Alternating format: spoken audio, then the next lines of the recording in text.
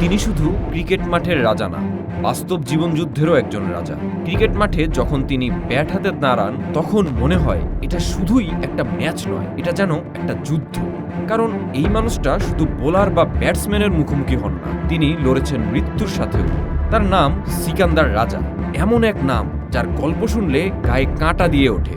যে মানুষটা একসময় ক্যান্সারের মতো ভয়ঙ্কর রোগের কাছে হার মেনে মাঠ ছাড়তে বাধ্য হয়েছিল, সেই মানুষটাই আবার ফিরে এসে বিশ্ব ক্রিকেটে নিজের রাজত্ব করছে। ভাবতে পারেন, যে রোগে মানুষ বাঁচার আশাই হারিয়ে ফেলে, সেখান থেকে ফিরে এসে আবার নতুন করে স্বপ্ন দেখা। রাজার এটা শুধু কামব্যাক নয়, এটা এক অবিশ্বাস্য পুনর্জন্ম।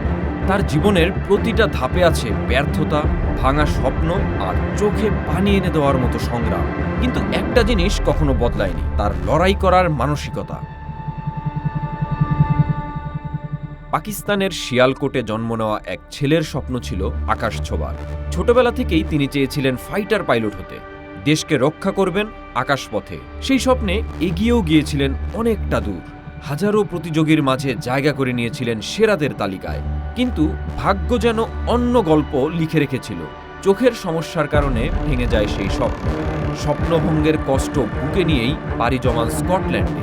শুরু করেন সফটওয়্যার ইঞ্জিনিয়ারিং নিয়ে পড়াশোনা, কিন্তু মন টেকেনি সেখানে। ক্রিকেট তখন ধীরে ধীরে জায়গা করে নিচ্ছিল তার হৃদয়ে। পরিবারের সমর্থনে বেছে নেন নতুন পথ, সেটা হচ্ছে ক্রিকেট। এরপর জিম্বাবুয়ে হয়ে ওঠে তার নতুন ঠিকানা। শুরু হয় নতুন লড়াই। ধীরে ধীরে নিজেকে গড়ে তোলেন জাতীয় দলের অন্যতম নির্ভরযোগ্য অলরাউন্ডার হিসেবে। কিন্তু জীবনের সবচেয়ে কঠিন পরীক্ষা তখনও বাকি ছিল। 2021 সালে হঠাৎ করেই ধরা পড়ে ক্যান্সার, এক ভয়ঙ্কর বাস্তবতা। যে রোগ অনেকের জীবন কেড়ে নেয়, সেই রোগের মুখোমুখি দাঁড়ান রাজা।